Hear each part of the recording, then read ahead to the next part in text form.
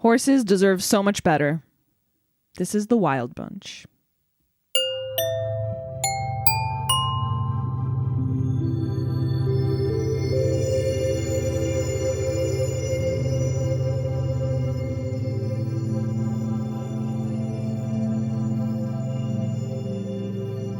Hey, Jackie. Hi, Greg. Welcome to Seen and Heard. This is the podcast where two entertainment assistants talk about the sight and sound top 100 greatest films of all time. This week, we're at number 84 on the list because we do ping pong between the top and the bottom of the list. And we're at number 84 for Sam Peckinpah's The Wild Bunch. Yes. This is our second Western that we've covered so far. The first being John Ford's The Searchers, which we were... I was about to say lukewarm, but I think not even quite lukewarm. Kind of like bathwater that's been sitting there for 30 minutes. We're cold. Yeah. Yeehaw. That's us this week. Getting on that horse. Anyway, Jackie, what have you been watching this last week? So I saw Top Gun. Oh, the new one, Maverick? Yeah. I saw it too. It was fun. You have more to say about it. I know you do, so I'll leave that to you. What makes you say that? Like, it was fun, but everyone is going crazy, which I love. I love that for any movie nowadays. Like I said, for Everything Everywhere. I love how people are embracing this movie and people are going to see it. And the crowd was really great when I was there. It's fun. It's a great blockbuster to go to the movies for. Yeah. Better than Fast and Furious. Well, I haven't seen any of those, to be fair. Me neither, but still. I hear from a lot of people those are like a lot of fun. Anyway, I also saw Downton Abbey. Oh, did you? Which I haven't was seen it yet. so fun. Okay, good. So fun. Good. So it's really like any good episode. It's this perfect balance of sheer delight and also balanced with extreme awareness of death and being surrounded by death. It's macabre. Like as lovely as it is so dark. It really is. Cool. But there's this one moment that I can't wait for you to see it because I know you're going to love it. Oh, boy. It's going to be great. It's going to be great. But when I went to the theater and we gave our tickets, I was there with my sister and one of our best friends. The guy ripped our ticket. He's like, wow, you guys are the youngest people in this movie. But it was really fun. And then last night, really quick, I did see Last Year at Marion Ben. Oh, the Alan Renee film. Yeah. And I saw on Letterboxd you don't like it that much. No, I saw it once and I was not. Here's the thing. There's something there, something really powerful and deep and rich right there. But I don't think you can grasp it in one sitting. It's impenetrable. Yeah. Yeah. In one viewing, I mean. I would love to see it again. Yeah. You should, because there's some beautiful images. Gorgeous. Oh, for sure. It's Delphine Seyrig, right? Yeah. And she's great. So yeah, I look forward to watching it again because I did like it and it was really, really beautiful, but I feel like it is one of those that you need to see again because it is impenetrable and it is known to be impenetrable. Like on Criterion where I watched it, it said one of the most puzzling films of all time. And I'm like, oh my God, this was not the movie to choose at 9 p.m. No. while I'm extremely tired, but I guess I'm already in it. So yeah, I was that adds to it. I was kind of tired. Mm-hmm. Yeah. I need to see it again. I'm much more of a Hiroshima Mon Amour fan. I love that movie, so I was like, I think I should see it. Marion Bed was his follow-up, yeah. Yeah. Anyway, what have you been watching? A few things. I did see Jurassic World Dominion, which was Why? a pile of trash. Why would you see that? Because they're bringing back Sam Neill, Laura Dern, Oh, and Jeff yeah. Goldblum. It's trash. I've heard. It is abysmal. I heard. It is a mess from frame one. Oh my God. Yeah, it's just completely misguided. And honestly, Chris Pratt at this point, he needs to either like completely change it up or he's toast. Like he looked like he just doesn't have any charisma in this movie. It feels like he doesn't want to be there. He doesn't have any charm. Wow. I'm so over him. Bryce Dallas Howard, though, is good. And of course, the original three cast members are. Are they? They're good. They're good. Like, what do they do without giving it away? Also, Laura Dern says to Jeff Goldblum about Sam Neill, she says, he slid into my DMs. So that's a line that's spoken in this movie. To give you a little taste. I mean, there's way too much happening in the movie. There's all these plot lines. It tries to be a Bond movie at one point. It's like the Bryce Dallas Howard and Chris Pratt storyline. Then they have like the Laura Dern, Sam Neill, Jeff Goldblum storyline. There's other shit going on, and it's like too much for one movie. I hated it. And then I saw a movie called Lake Mungo for the first time, which is this Australian sort of horror film from like 2008. And it's set up like a faux documentary about this woman that drowns in a lake. And then the family is like being haunted by her ghost. It is done so well. Genuinely creepy. And it never gets too big. Everything in it is totally believable. And all the actors are really good. Like it feels like a real documentary. Highly recommend Lake Mungo. And again, it's not terrifying. You're not going to lose sleep at night. It doesn't go to like that point. But it's just creepy enough because it's believable. And it's really good. No. And then, I did see Top Gun Maverick. And I really, really liked it. Really? So it's so corny. Like the of dialogue course, was it's just very too corny. I have no reverence for the first movie. You know, I haven't seen it in so long, but I did love it when I was a teenager. Oh, did you? I did because of Tom Cruise. Come on. I mean, I love Tom Cruise. It was a blind spot for me for years. No, but like teenage girl and Tom Cruise. No, of course. Yeah, and he's like in his late 20s or early 30s. Yeah. Take My Breath Away. Come on. Oh, yeah. But so I do have fond memories. I haven't seen it in a really long time, and I'm sure if I rewatch it, I won't like it. So I don't really plan to. But I do have fond memories of that first great. one. I didn't see the first one until like 2 years ago. It was and I love Tom Cruise movies. So like it was a blind spot for me. So I finally saw it and I was like pretty underwhelmed by it. Like I didn't hate it, but I was like, yeah, okay. So this new one wasn't even on my radar. And Molly was like, oh, let's go see the new Top Gun. I was like, why? And then she's like, oh, John Hamm's in it. I was like, oh, shit. He is? I was like, okay, sold. Let's go right now. Yeah. So I'm just always rooting for John Hamm, and I want to see him and stuff. And yeah, me too. he was sold as the villain in this movie, and I was like, I mean, he kind of is. Yeah. And I was like, okay, sold. Yeah. I really, really liked it. So there's a lot of hype around it. People are like, this movie is the blockbuster savior and stuff. And I love that for it. It's not that. And I think that the fact that people are calling it that, it shows what a sad state we're living in right now for big blockbuster movies. Because everything now is so anti-character. Like you never get to know anybody. It's stuff like Jurassic World Dominion where it's like, it's overstuffed. The plot is way too big, way too complicated, takes up way too much screen time. And it's just like puzzle pieces trying to fit together. And that's like the whole film are the writers just trying to piece all these like loose ends together. How refreshing was Top Gun? Yeah, it was. And it's a simple story told very, very well. It's one mission. The world is not about to end. It's one mission. You know the mission very clearly. They set it up, and the whole movie they're practicing for the mission. Yeah. So that when the mission happens in the last act, you know exactly what they're supposed to do. Yeah. That was riveting. The whole like last 20 or 30 minutes of this movie, I was completely riveted. Yes, the movie's a little corny. You know, a lot of the characters are kind of stereotypes or whatever. There's a lot of like ridiculous stuff in there. But it worked just enough for me. I think so too. It was just it was kind of a throwback in the sense that it reminds me of the movies I grew up on, which I know was the intention of the movie. But there's something about Tom Cruise is such a showman, and say what you will about him as a person, like he's definitely problematic, but he really wants to put on a good show. And the lengths he goes to do that are like really admirable. Yeah. And again, these are people in planes with real G-force. You know, it's like it feels real. It's not some murky CGI thing. Yeah. It's like you can tell these are planes that are flying, and like these actors are actually in planes, or they're in something that's like simulating G-force. Did they actually learn how to fly planes? So they all went to like flight school. I don't think they're flying the planes in the movie though, but I think they're in planes. Yeah, acting like they're flying planes. Okay. But someone else is controlling them. I think so. I haven't like read that much into it. I really liked it. I'm actually going to go back and see it in IMAX because I didn't see it in IMAX. Anyway, before we get into the Wild Bunch, we want to read some of these responses we got for the question we posed 2 episodes ago. It was our Day in the Country episode, and we asked you guys which 3 of the 30s French movies that we've done so far were your favorites. So we have Rules of the Game, La Talente, and A Day in the Country.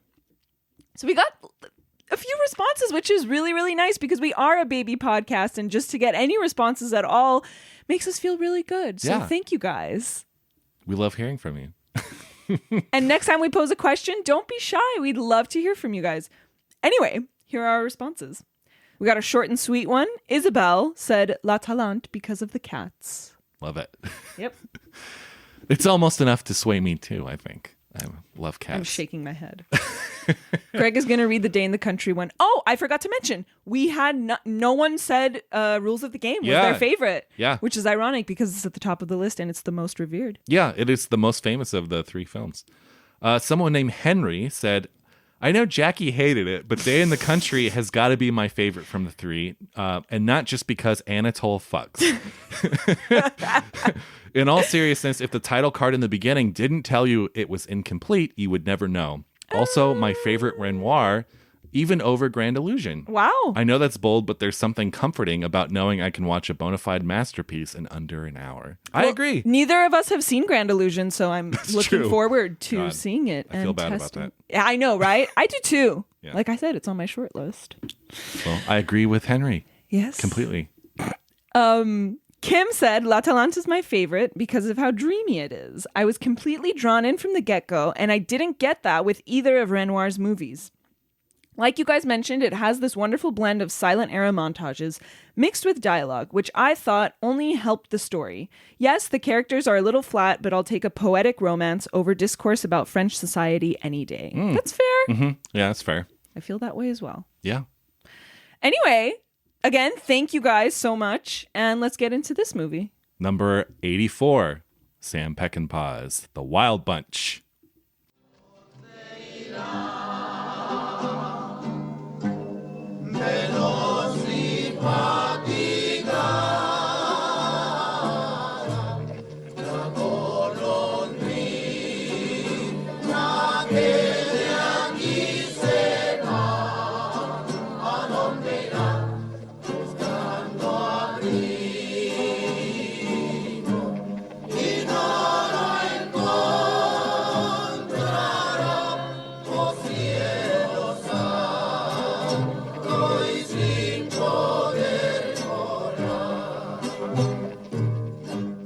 The Wild Bunch was released in 1969.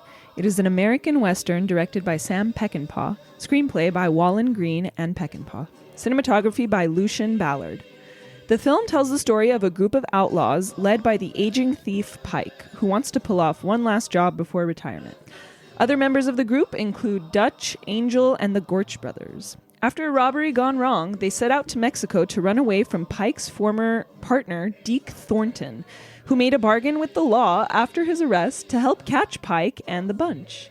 In Mexico, they come to meet a corrupt general of the Mexican Federal Army, Mapache, who hires the outlaws to steal a shipment of weapons from the U.S. Army.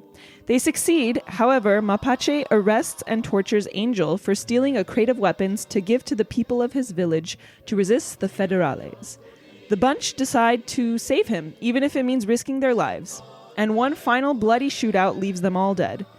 Deke does not cash in for the bounty, however, and he decides he prefers the life of an outcast better as he rides off with a group of Mexican rebels.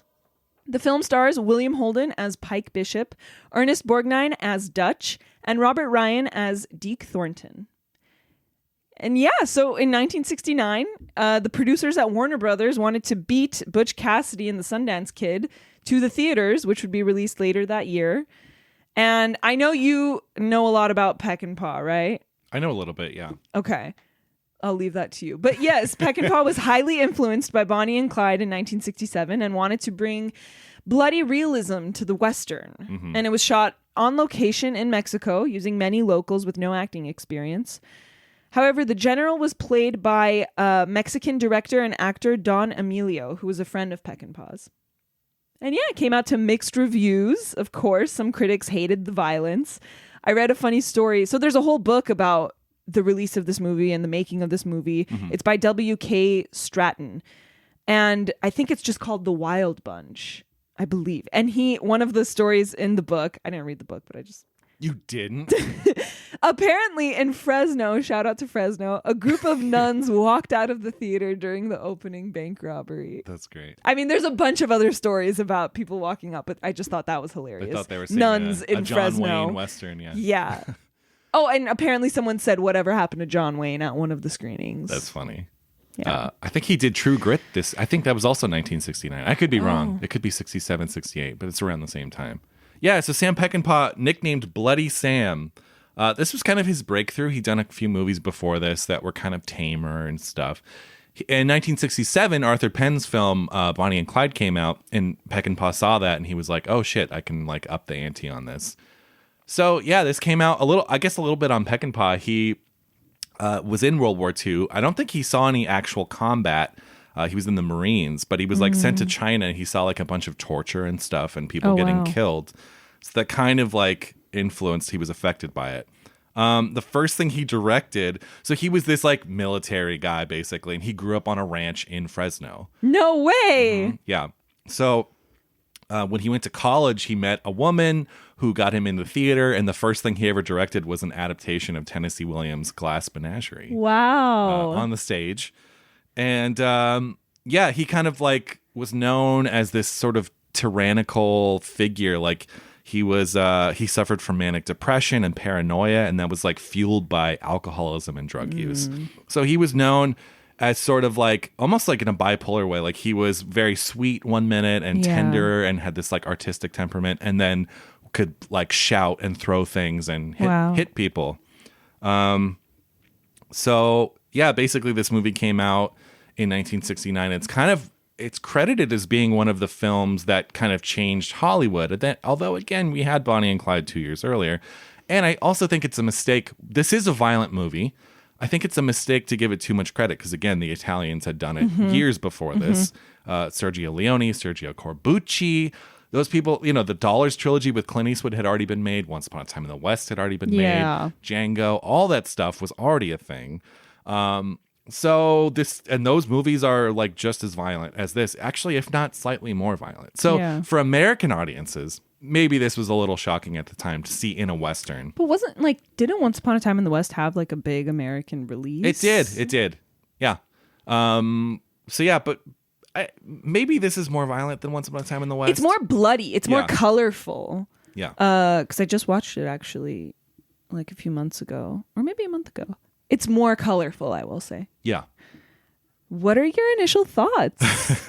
Okay, so I'd seen this once before, probably 10 years ago, and I remember not really liking it. Kind of the same. Yeah, I don't really love this. I think Peckinpah's 70s work, specifically with Straw Dogs and Bring Me the Head of Alfredo Garcia, go further with it. I think his 70s work is more interesting. I don't even still love either of those movies, and I get his work is deeply problematic because a lot of people described his work as like male fantasies. He never has any strong female characters, and the women in his movies are treated so poorly.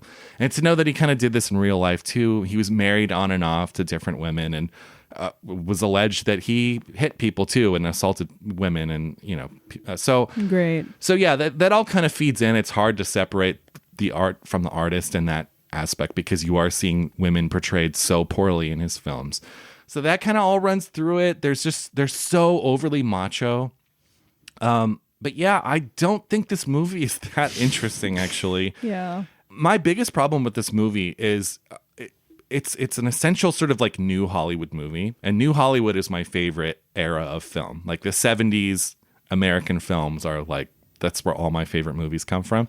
And I think this movie has one foot in new Hollywood, but one foot in old Hollywood. Exactly. And the way that it's kind of like shot and lit is very old Hollywood. Acted. I think the acting like William was Holden, super conventional. Yeah.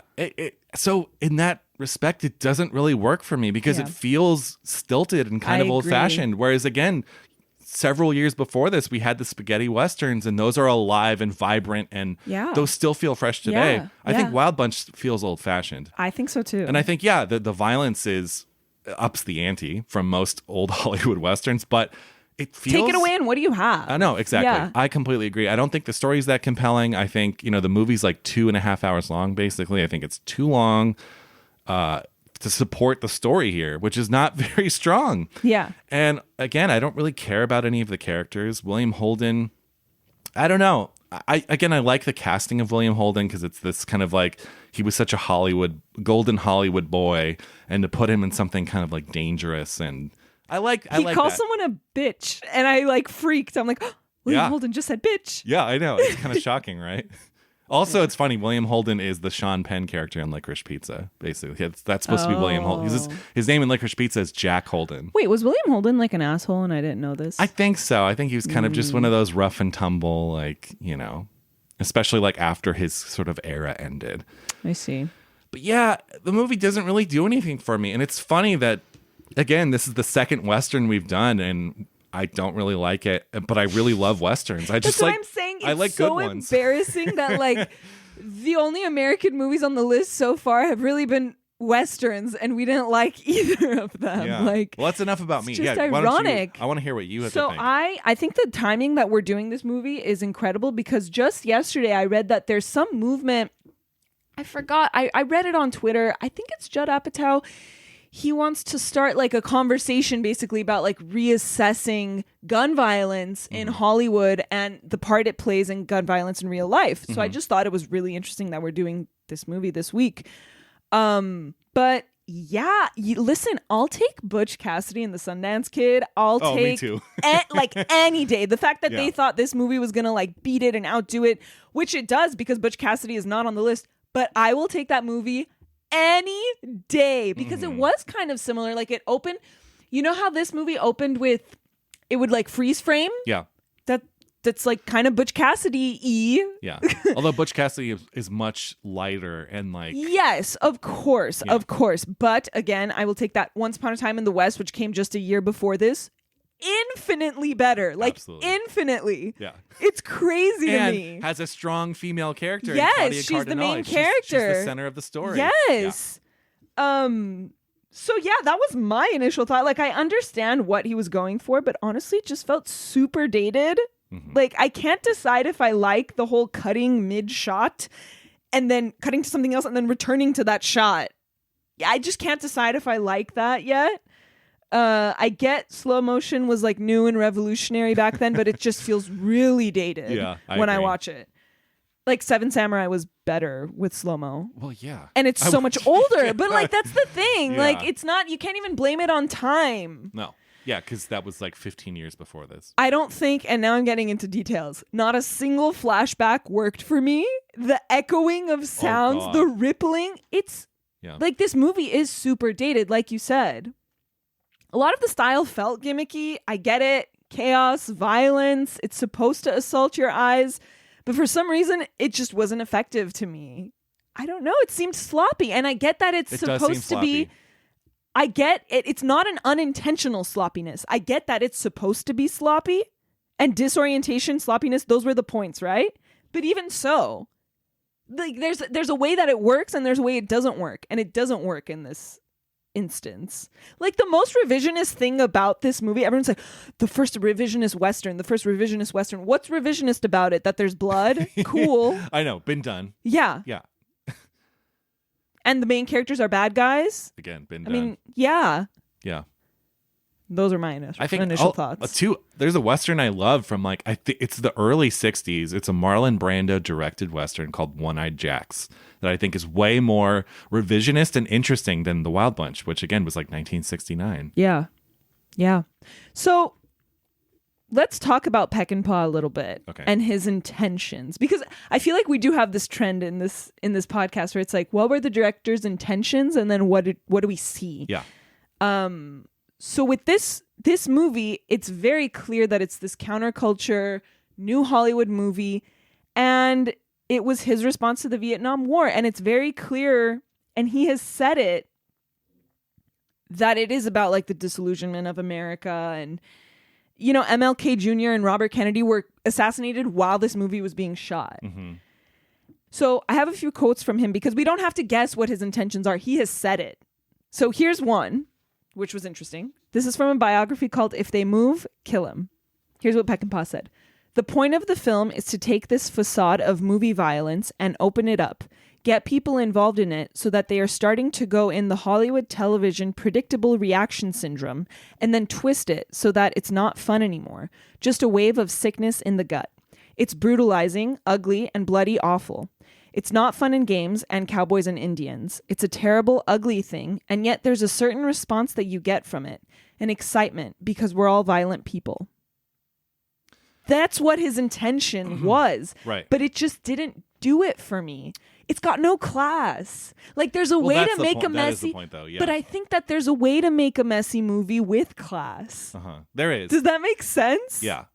I will say, though, I don't think that this movie glamorizes violence or anything. Like, I don't think so either. Yeah, I think he genuinely was shaken by his experiences in World War II and was sickened by violence. And I don't think, even though all of his films are violent, I don't think that they're violent in the way that, like, he always makes it look depressing and sloppy and, like, just really unglamorous. But there's always a reverse effect of people being excited, which he acknowledges. And even there was a quote by Martin Scorsese saying how excited he was when he saw it and how it was like, so it's this double-edged sword, really. Yeah. But he also said, another quote by him is about this movie is, it's a simple story about bad men in changing times. So he acknowledges that it is a simple story. Yeah. But all that being said, it still doesn't work for us. I think, honestly, he needed to go further with it. Maybe. I think because, again, like, think about the train heist scene. It feels like an old Western. Like, it really does. There's nothing about that that's exciting or, like, not that it needed to be exciting, but it doesn't feel dangerous or, it feels like something out of an old John Wayne Western. Exactly. And as much as he doesn't glamorize violence and acknowledges that these are bad people, and I'm going to get more deep into this, it still has that, like, silly tone like we see in The Searchers. There's still these, like, silly moments that don't really fit. Exactly. If he went one step further, like, I think Once Upon a Time in the West, I think the fact that it's such a tense and, like, held back film when it is held back and then you go really into it, like, that's so much more effective to me than literal madness. Like, I don't know. Yeah, I think I just have a real problem with the way, too, that he treats the women in his characters. Because, again, the women in this movie are topless and gross. I will get into it. Don't you worry, sir. We are going to talk about it. It's like, okay, if you're showing how horrible these guys are, but, like, then have a strong female character somewhere. Someone. Yeah. Because you can't just... The only women in your movie can't be topless and groped. Yes. Like, or being called bitches or being murdered. And then, let's save the guy that murdered this woman. Yeah. That's the problem, is, like, he meant for them to be true bad guys, but they're still heroes in the end. Like, of course they're heroes in the end. Because they're men's men. Yeah. Anyway, so let's talk about the style, because I do think it's, for me, I think the style ruins it the most. So I like how it shows how destructive it is for everyone, how innocent civilians are killed. I really do like that. You see innocent people dying. You know, it's really intense. Like, I knew it was I knew it was going to be violent, and I was ready to see violence, but I don't think I was ready for these really experimental edits. The slow-mo and stuff. And yeah. I don't know. Like, for example, the good stuff. Like, there's this great POV shot of Deke Thornton, his ex-best friend, like, just walking in the aftermath. It's his POV, and you're seeing all these dead bodies. That's great. Yeah. That's wonderful. There's also, what else did I like? Oh, other things I liked, like, you see the faces of some of the villagers in the last scene. You see, like, very close up their faces as the shootout is about to start. That's great. Like, it really does. It gets its point across that, like, other people are affected by this violence. I like the crash into the dress store. But then you also have, like, William Holden just waiting to be shot in the beginning. He's like, whoa, and there's a zoom, and then some trombone gets in the way. You know, like, you have those moments, but then you also have these ones. I don't like how that dress store shot that I just mentioned, it cuts mid-shot to see something else, and then we come back. Like, just show me the dress store. I don't need to see mid-shot something else. Yeah, I think he's trying a little too hard. Because, again, this is 1969, year of Easy Rider, which did a lot of those kinds of crazy cuts, but it works in Easy Rider. Yeah. So the initial crash happens, and then you see someone falling off their horse, and then you come back to the dress store, and it's like, why? I didn't need that. Yeah. These two little kids just, like, hugging and looking around. Yeah. It's silly. It's dated. Let's talk about that. I think it's an interesting sort of device he uses in this movie is violence through the eyes of children. Because the movie opens with these kids that have put this scorpion in, or a couple scorpions. That's cool. In I this like red that. ant I hill. really like that. And the scorpion is just stinging itself to death because the red ants are on it. Yes. And you're watching the scorpion just die. And then they Yes. light it on fire. Yeah. Yeah. It's wild, and I like that. Yeah. But I don't he doesn't like go far enough with it. not that, and also like I don't need to see like two little kids hugging, being waiting to be trampled, Yeah, it's and on their the faces nose. are just blank. They're just like smiling. I'm like, okay, I agree. It's on the nose. It is on the and nose. it is old. It feels old. Yeah. And then, yeah, like I said, the flashbacks with the water ripples, the echoes, none of them are good. They all feel extremely corny. Yeah. What about the one? Can I play it for you? Yeah. It's really funny. Yeah. This is when the old guy, God, I forgot his name. The really old man that's in their gang. Mm-hmm. Sykes, I think his name is. He asks Pike, oh, what happened to my boy? And it was his grandson. His grandson was the one holding up the bank. Mm-hmm. Crazy Lee. Crazy Lee. Here's how one of the flashbacks starts. Are you ready? Yeah. You know what I'm going to play? Your boy. Crazy Lee? Yeah, CL. Clarence Lee. My daughter's boy. Not too bright, but a good boy. I kill him now? I kill him now? No, you just hold him here. Hold him here. Yeah, I know. It's a little ridiculous. Yeah. It's important to note that actor's name is Bo Hopkins. He actually just died a couple weeks ago. Oh my goodness. He's in probably most famous for American Graffiti. Oh yeah. Like, here's what I mean by it's, and again, I get that messiness in Elegance is the point. However, I think there's a way to make it kind of, I don't know, a little tighter. Like, what's that sand dune scene where they're all like, whoa, what's going on? Our horses are falling. I know. It's ridiculous. This movie is way too fucking long. The bounty hunters talk so loud and with like really heavy accents. They're all talking over each other, and my ears were just like, what? Like, what? Yeah, I agree. There's it's like, another It's clip. like trying to be Robert Altman. There's another clip I want to play. Okay. It's one of the bounty hunters, and he says, this is the line he says, you tell me if this is what you hear when you hear this. Okay. Well, let's pack our things!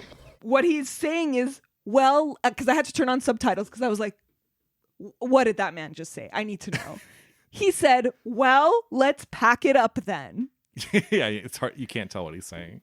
That's what I mean when I'm saying it just has no class. Yeah. And I feel like the music is really badly placed. Yeah, you know the music, the score actually feels really old fashioned. It brings Really it down even old-fashioned. further. Like, Jesus Christ. When he's about to shoot one of the gang members who got really badly injured, who's now blind, he's going to shoot him. And this music is just blaring. Yeah, I know. And he's like, I can see, I can't see, finish it. It's like sweet relief when he shot him. And I get that's the point, you know? Yeah. I can ride. I can't see, but I can ride. No. I can't ride. Finish it, Mr. Bishop. But it's just, why did we need music there? Mm-hmm. Why? I know. It's so overscored. When he falls, when Pike misplaces his leg when he's trying to get on his horse, and it's like, when he like falls.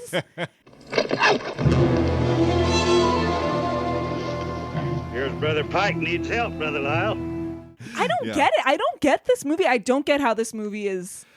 I will say. I don't know. Okay.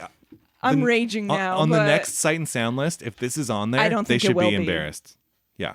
I think, too, this movie, as a huge fan of the New Hollywood, I think this is one of the absolute worst, like, seminal New Hollywood films. Yes. And I don't think this movie deserves to be mentioned in the same breath as a lot of those films. No. And I think Sam Peckinpah, even though I like his 70s work substantially more than this, I think he does not deserve. He's not on the Mount Rushmore of like New Hollywood filmmakers. And There's some very weird stuff too. Like, for example, Angel just starts. He decides he wants to start smoking cigars just so he can light the dynamite. Oh, yeah. You never see this guy hold a cigar or even a cigarette throughout the whole movie. And then when he has to light dynamite, of course he's smoking a cigar. Yeah, it's very like, it's convenient. weird things like that. Yeah, it's yeah. very weird when he bursts out. He's at the village. They're in Angel's village, and he hears that the woman he loves has run away with this general, Mapache. What's that? He like stands in the middle of the village. He's like, "Where is Mapache?" And I'm like, clearly not here. What are you doing? It's things like this that are very random and awkward, like you said. Yeah. The scene where they're with Mapache and they're like, "All right, let's get some women in here." It's just really weird. Like just weird vibes. I do love when they come back. It's incoherence. Like, go ahead. I love when they give Angel up and then they come back for him and he's being dragged from the car. Yes, I love that. Yes, that's good. That's fine. Yeah. But that's what I'm saying is like, it has these weird incoherent moments and there's no ulterior motives. They're not cool bandits who just seem like they're rough and rowdy and not smart on the outside to then be cool and collected and calm and really intelligent on the inside. They are just then they're pirates essentially, which is fine, but just doesn't do anything for me. I don't know. I think this is a case of one of those films that like it's not particularly like interesting while you're watching it. I think it's like, yeah, you could read some stuff into it after the fact on like what violence means and like the way he's portraying it and like the sort of the structure of the film, but like it's not interesting enough. Exactly. I think so. I think it's not interesting enough. And like you said, it has one foot in this old Western and one foot in the new. Like, what's that scene where they're drinking from like a bottle and they're tossing the bottle around and there's like funny music playing? Yeah. I'm like, first of all, I don't even understand what they're doing. What's the joke that I'm not getting? They're not throwing it to that guy? Okay, wow, hilarious. Yeah, this is 1969. It's weird. And they're all like cracking up. I'm like, what's funny? I don't get it. Why do we need to see them in a resort?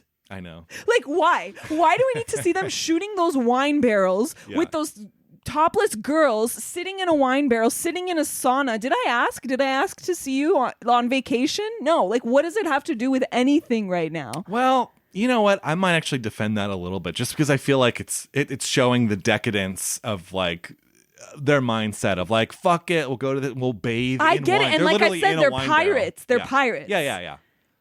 But I just didn't need to see that.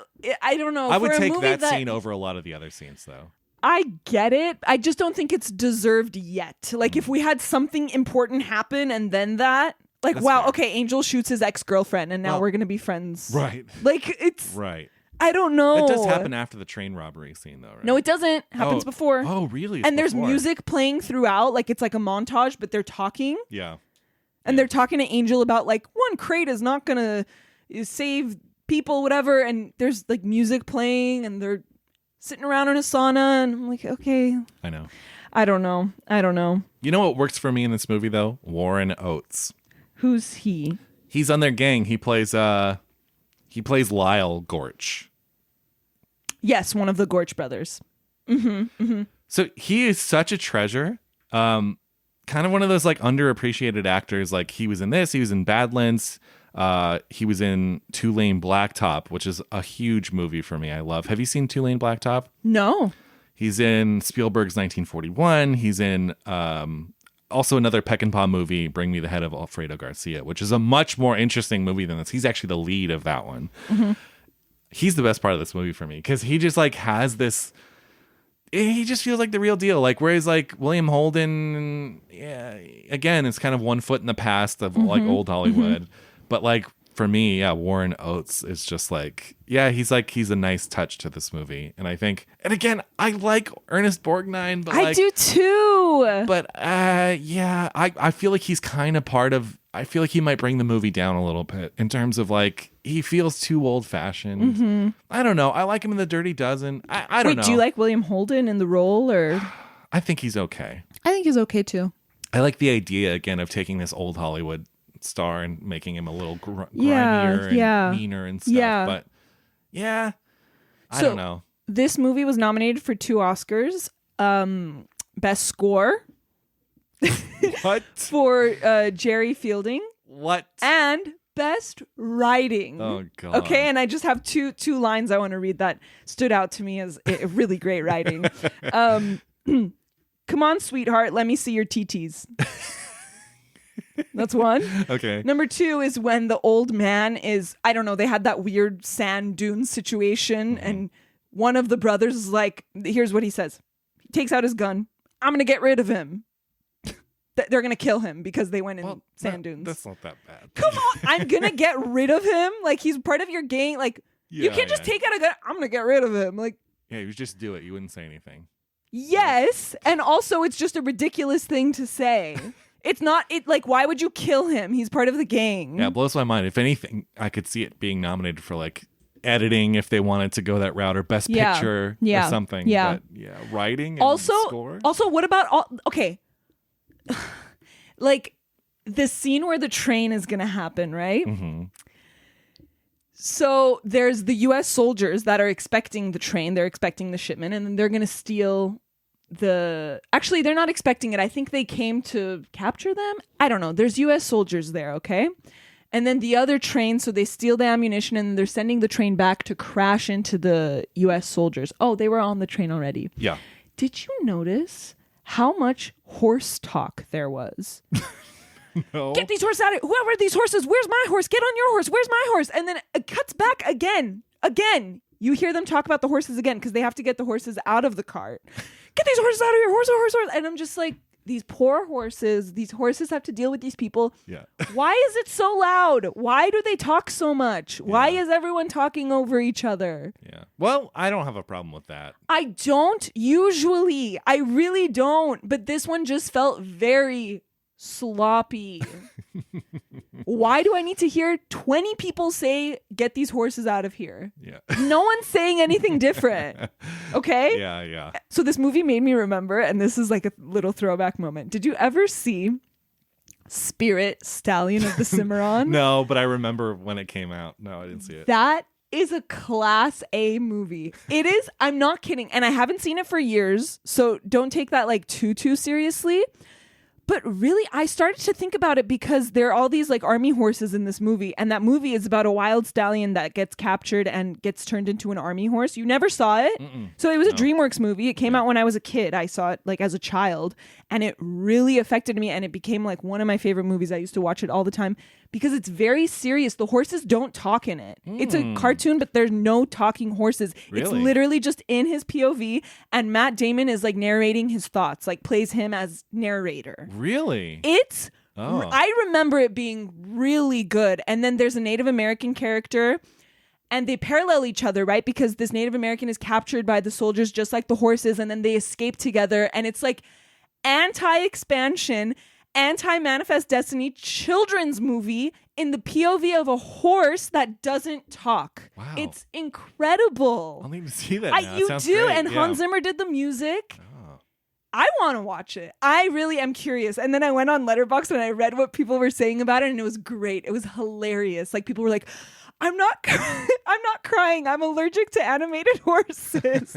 Like things like that. So I'm glad it has good reviews on Letterboxd. I really do want to revisit it. Someone wrote, the only Western that matters. Wow.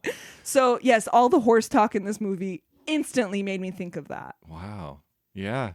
There's we talked in the beginning about the treatment of horses, and look, in a lot of these westerns, it's hard to get around. Yeah, kind of you see horses falling and stuff, and I know they're trained for those like falls, but there's stuff in here with them like rolling down the sand dunes and stuff. It's aggressively mean.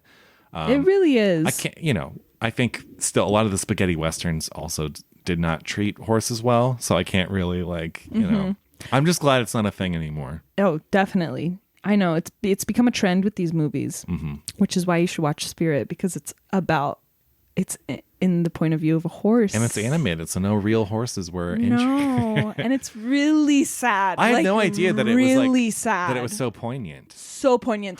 There's no animals talking. It came out when I was already like into like cool stuff, and I remember it came out. I was like, I don't want to see that. I remember it being brilliant. Huh. I'll take a look. Yeah, DreamWorks was really interesting then, because they also did Prince of Egypt. Yeah, Prince of Egypt. Yeah. It's in that vein of DreamWorks movies that's like serious. I'll have to take a look. Yeah. So let's deep dive a little bit now into like the story and the characters, right? I mean, what else is there even to talk about? I feel like the violence.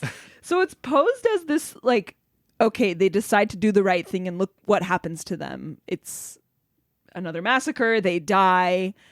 However, and maybe it could be thought of as they can't help it, all they know is violence sort of thing. But don't you think it's kind of stupid that after they shoot the general and nothing happens, he then shoots another general to start the entire massacre? Like, don't you think that's kind of dumb?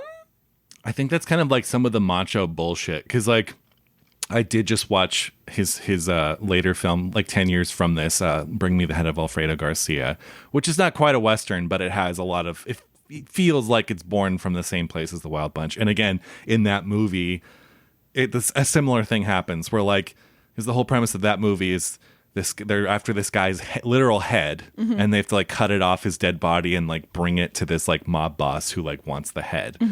And it's the same thing where, like, he'll just kill people unnecessarily. Like, he doesn't need to, but he'll, like, gun the whole place down. And I feel like it's part of Sam Peckinpah's whole just, like, macho bullshit of just, like, yeah, fuck them, kill them too. Like, fuck them, kill them. Like, right. But if his intention was to show how bad that is, don't you think...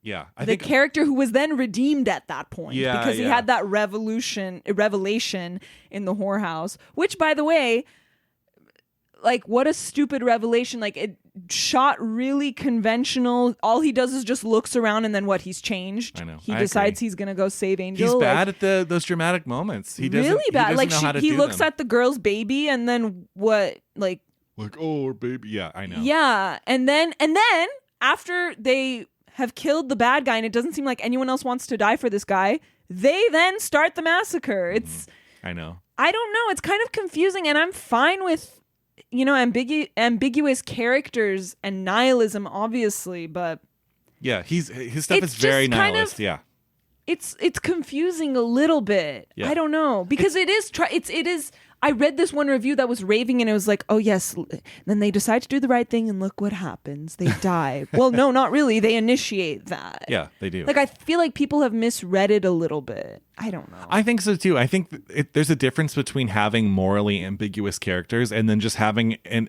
unintentionally ambiguous story. Yeah. It's just sloppy filmmaking. Like, for example, there's at one point, Ernest Borgnine's character says, like, he's defending them because they were talking about the Federales and how they're so vicious, and he's defending their group. He goes, we don't hang people. And okay, I get that if that's supposed to be ironic, but I genuinely couldn't tell if he was being ironic. And I feel like you should be able to tell. Yeah, I think so right? too. Yeah. Because it could go either way. It could be this old Hollywood way of delivering it where you just don't really understand the actual intention, or he could be ironic. I don't know. Yeah. It should be clear. It should be. I agree completely. It's not. No. And yeah, they're extremely sexist, which is, Well, again, I guess, the point, right? Yeah. It's the point. But still, to not have a single yeah, strong female and every character. girl is like smiling and flirting and like taking And her topless. top off. Yeah. Yeah. And that goes throughout all of his films that I've Really? seen. Yeah. It's not just exclusive to The Wild Bunch. I do think it's the point that they are sexist. Right, of course. Of And course. you can have that. But, like, I don't think the director thinks highly of women either. And that's where the Yeah. problem is. And Yeah. knowing his real life history Yeah. with women and stuff, like, you can't help but be like, oh, he was a chauvinist pig. Yeah. Let's just cut Sam Peckinpah down right now. Let's take him off the Mount Rushmore because he doesn't deserve to be there. I didn't know he was on there. Yeah. Yeah, people hold him in really high esteem. Really? Anyway, should we do Sight and Sound? Let's do Sight and Sound. So what was your favorite sight? I'm a sucker for like slow dollies. So honestly, I think my favorite sight is just when they're leaving Angel's village and it's their point of view of all the villagers seeing them off and they're singing to them. It's just a really slow, nice, calm moment. Yeah, and the music's really An beautiful. actual, like, relevant to character moment, which you don't really see in a lot the rest of the movie. Yeah. Yeah. It's true. Mine is, that's a really nice moment. That was high up for me. And again, this movie, it's funny. It doesn't look nice, but it's not supposed to, but it doesn't even look nice in a bad way. Yeah, Like, I had a really hard time choosing a favorite it actually is sight. a pretty ugly movie. and Which is the point. Again, we get it's the point. but not in like a good ugly. Yes. It's just like in they didn't know what the fuck they were doing way. I'm so glad We're we cutting agree. this one down. We are. This is probably the meanest we've ever been on a movie. You think? It deserves it though. This Because- is the worst movie on the list so far. Yeah, like, there's no we were talking about Cassavetes. There's no Cassavetes on this list, and there's this movie. I know. Like, agree. that's wild to me. Wild bunch to me. Yeah, I completely agree. Where's Woman Under the Influence? Easily. Or something. There's a whole plethora of directors that should be on this list. Yeah. Anyway. So my favorite sight is it's obvious, but the movie looks like shit. It's just the scorpion. It's the scorpion stinging itself. That was to death. close. Again, I know it's like one of the key images, but for a reason, it's one of the only memorable images. Like, yeah. While I was watching it, because I usually try to come up with my favorite sight while I'm watching Me it. too. If it doesn't happen then, when I'm recalling the movie, I'm like, what's the first image or two that comes to my mind? In this movie, it's literally nothing. Me too. Because it's just so unremarkably shot. Yeah. It's the scorpion image. What was your favorite sound? My favorite sound is when they're gonna hand off, or they're gonna fake hand off the weapons because they just assume that they're gonna be played, which is fine. But I just think it was such a strong assumption to base the rest of the movie off of, that they're not gonna be paid or there's gonna be some sort of foul play. It kind of came out of nowhere, you know. And they do that whole like tense setup after they just stayed at this guy's resort and like nothing happened. Anyway. So they're going to hand off the weapons, or test basically the general's men to see if they're going to do any funny business. Mm-hmm. And they tell the main guy, he's kind of scrawny and he's wearing goggles, and they tell him like, come closer, but alone, just you. And this is what he says. I am coming. I am your friend, remember?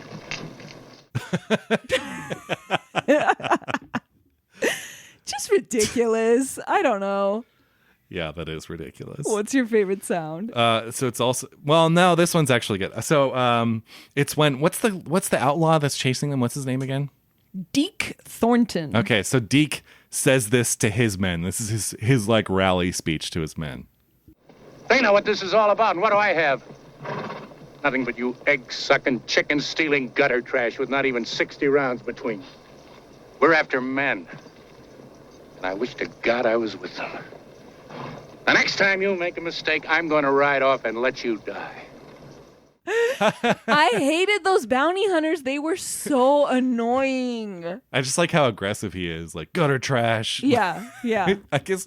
Anyway, it's like, dude, you're also an outlaw, and like, I don't know. I mean, those were all guys that were like given the choice of jail or this, right? I don't know. Yeah, I don't know either. It's a great couple lines there. Oh my gosh. The flashback. I just remembered the flashback of William Holden's character with his like lover. I don't know, the woman who was married. Oh God. And they're like right next to the bed, and she like just takes off her top and she's like smiling, and then she gets killed. I know. That flashback is so fucking lame. All the flashbacks are lame and stupid and pointless. Yeah, like you can infer that without showing it. Hey, partner, time to go. When he gets they're like in a whorehouse again. Yeah, and it's like all colored. Oh, that'll be the champagne we ordered. I'm like, best screenplay. God damn. Yeah. I mean, we didn't even talk about like the fact that Angel just kills the woman that he loved, which I get it. Like, okay, I get it if he's supposed to be a bad guy and they're bad people.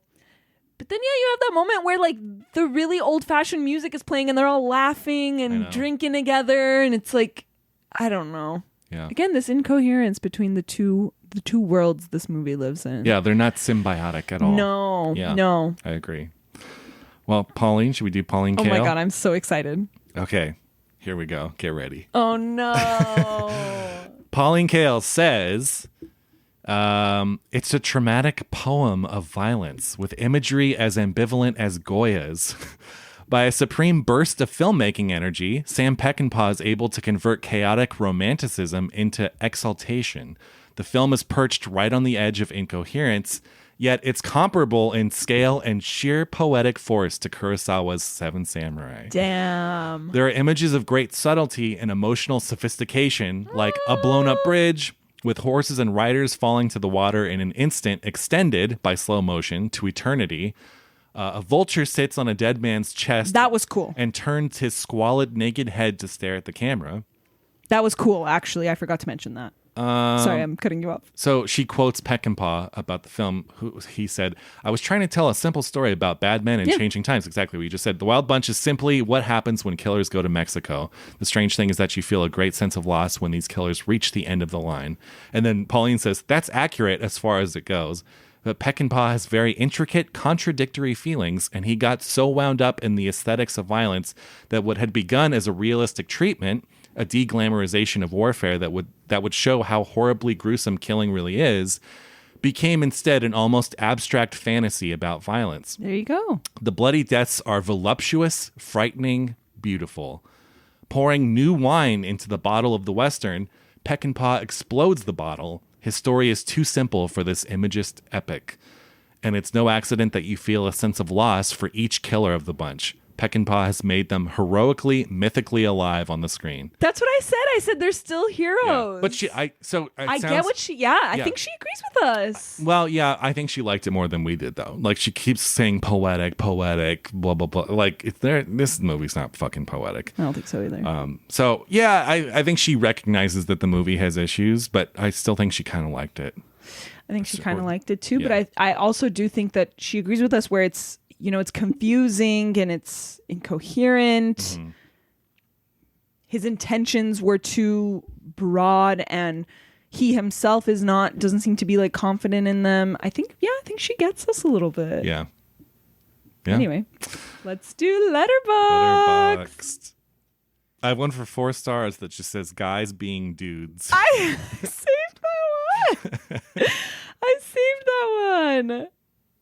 3 stars. Mexican warlord proves efficacy of machine gun. That scene was so stupid. Yeah. I forgot to even talk about that. Yeah, that's like he's not an idiot. I'm sure he knows how to Okay, let's talk about it. Trigger, finger. What? And they can't stop shooting. Yeah. It's like a fucking Laurel and Hardy bit. Exactly. It's so dumb. It is really dumb. It's like something you would see in Chaplin's The Great Dictator or something, just a complete tomfoolery. Yes. And then everyone's okay because everyone ducked and got out of the way. One guy died. One guy died. But whatever. Still, it makes him look like an imbecile, which he wasn't really. Yeah, he's an asshole, but he's not an imbecile. What a dumb scene. Really dumb.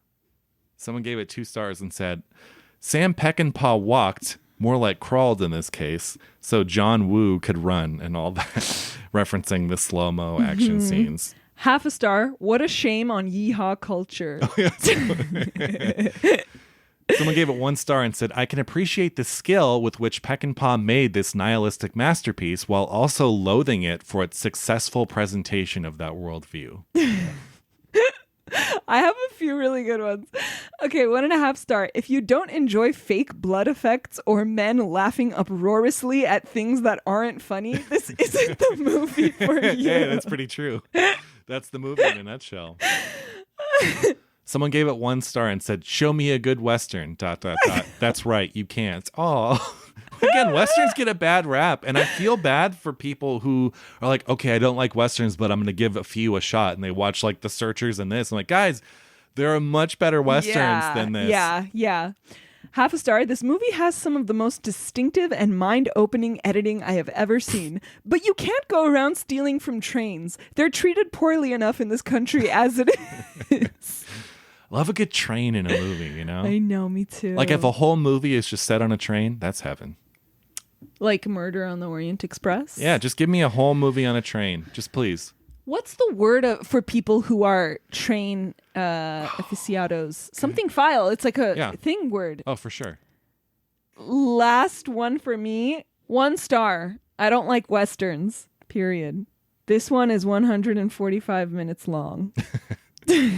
Again, the genre the gets genre, so much hate. Exactly. Someone gave it 1.5 stars. This is my last one. They said, a profoundly unpleasant film. There is no morality, no redemption to be found. Just a tiresome masculine code of honor and camaraderie. Fuck the women and animals that get in the way. Yeah. So, like I said, kind of embarrassing that we haven't done an American movie in a long time and we just have the most stereotypical, problematic movie. Yeah, I think this, this is an embarrassment that this is on the Sight and Sound list, and I think it's an embarrassment that it's still highly revered. And I think this is one of those kind of, in quotes, classics that deserves to be dethroned. It probably will be on the next list, I think.